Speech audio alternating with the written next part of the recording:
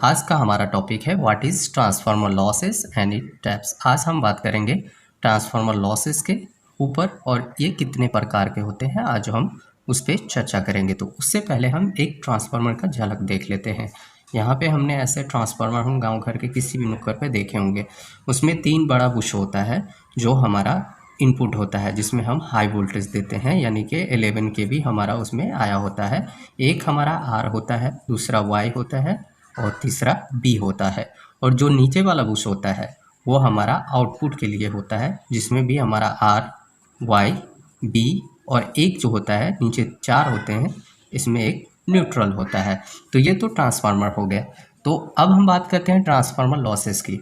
तो अगर हम बात करते हैं किसी भी मशीन की, कोई भी एक ट्रांसफार्मर है, कोई भी एक मशीन है, मान लेते हैं ये मोटर है, मोटर में हम इलेक्ट्रिकल सप्लाई देते हैं, ठीक है, और आउटपुट में हम मैकेनिकल लेते हैं। तो हमारा इसमें 2 हो गया, एक तो मैकेनिकल हो गया और एक इलेक्ट्रिकल। तो इसमें जो मोटर में जो लॉस होते हैं उसको हम मोटर लॉस बोलते हैं। उसी तरह यहाँ पे अगर हम ट्रांसफार्मर की बात करें तो ट्रांसफार्मर में हम इलेक्ट्रिकल देते हैं और हम इलेक्ट्रिकल ही लेते हैं। तो ये इलेक्ट्रिकल लॉस तो होंगे ट्रांसफार्मर में, क्योंकि ये भी एक मशीन है। मैकेनिकल ऐसा कोई पार्ट नहीं है, तो मैकेनिकल लॉस नहीं होगा। तो इसलिए यहाँ पे इलेक्ट्रिकल लॉस होते हैं। तो इसीलिए हम ट्रांसफार्मर में जो लॉस होता है उसको ट्रांसफार्मर लॉसेस बोलते हैं।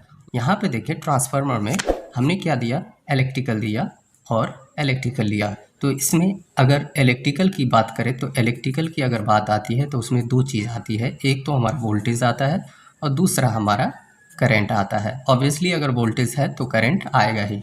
तो वहाँ पे 2 तरह के लॉस होते हैं, एक तो हमारा वोल्टेज लॉस होता है और दूसरा हमारा करंट लॉस होता है। तो वोल्टेज की वजह से जो लॉस होता है उसको हम टेक्निकली जो बोलते हैं वो हमारा होता है कोर लॉस। कोर लॉसेस होता है एक, ये हमारा हो गया जो वोल्टेज की वजह से है, इसको हम टेक्निकल में बोलते हैं। ये हमारा क्या होता है तो फिक्स्ड होता है, ये हमारा फिक्स्ड होता है। कोर लॉसेस डिपेंड करता है हमारा फ्रीक्वेंसी पे भी डिपेंड करता है। तो हमें पता है ये फिक्स कैसे होता है, क्योंकि वोल्टेज हमारा फिक्स होता है। वोल्टेज अगर हम 11 kV दे रहे हैं तो हमारा 11 kV ही आएगा, उसमें कोई अप डाउन नहीं होगा। तो इसलिए जो लॉस होगा वो हमारा फिक्स्ड होगा। और ये फ्रीक्वेंसी पे भी डिपेंड करता है, तो फ्रीक्वेंसी भी हमारा 50 हर्ट्ज होता है या 60 हर्ट्ज होता है, तो ये भी चेंज नहीं होता है, इसलिए ये हमेशा फिक्स्ड होता है। दूसरा हमारा जो करंट की वजह से होता है लॉस, वो हमारा होता है कॉपर लॉस। कॉपर लॉस की अगर बात करें तो यहाँ पे देखें, कॉपर लॉस की अगर बात करें तो ये हमारा वेरिएबल होता है। अब यहाँ पे आप देख सकते हैं कि ये हमारा ट्रांसफार्मर का इंटरनल स्ट्रक्चर है। यहाँ पे देखिए ये ट्रांसफार्मर का इंटरनल स्ट्रक्चर है।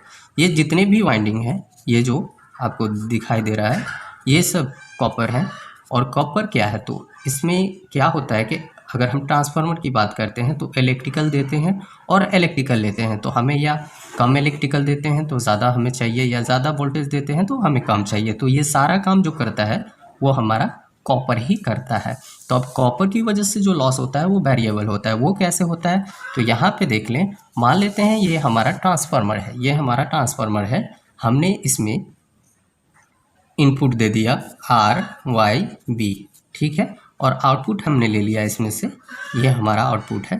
तो इसमें से हमने आउटपुट ले लिया, जैसे ये हमारा ट्रांसफार्मर मान लेते हैं, ये हमारा ट्रांसफार्मर है जिसमें हमने 3 इनपुट दे दिए, आर, वाई, बी, और ये हमारा ट्रांसफार्मर है। अब इसमें क्या होगा कि हमने एक लोड यहाँ पे लगा दिया, कुछ भी यहाँ पे दूसरा लोड होगा, यहाँ पे तीसरा लोड होगा।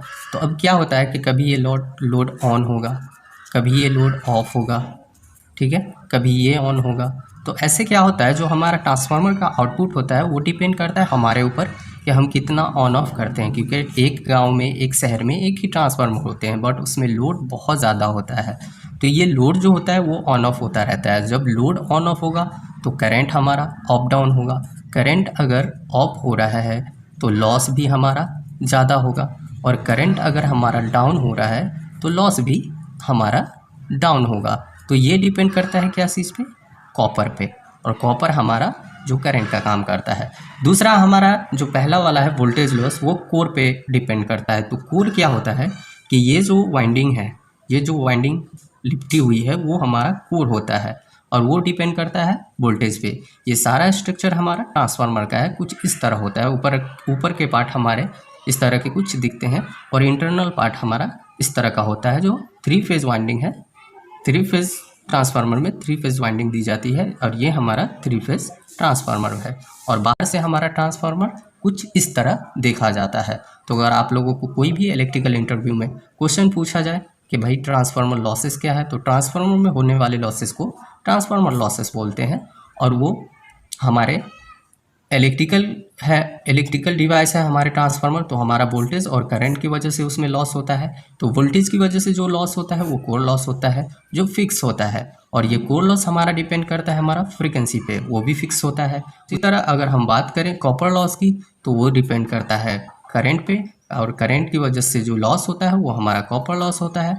तो ये हमारा अप डाउन होता है, यानी ये हमारा वेरिएबल होता है, क्योंकि हमारा लोड एक तरह का नहीं होता, ये अप डाउन होता रहता है। तो आई होप आप लोगों को मेरा वीडियो पसंद आया हो, आप लोगों को कुछ जानकारी मिली हो। अगर आप लोगों को मेरी वीडियो से कुछ जानकारी मिलती है तो मेरे चैनल को सब्सक्राइब करना ना भूलें। और कोई भी ऐसा क्वेश्चन हो जो आपको समझ में नहीं आया हो तो प्लीज़ आप हमें कमेंट कर सकते हैं। मिलते हैं आपसे अगले वीडियो में अगले टॉपिक के साथ, तब तक के लिए बाय बाय, टेक केयर।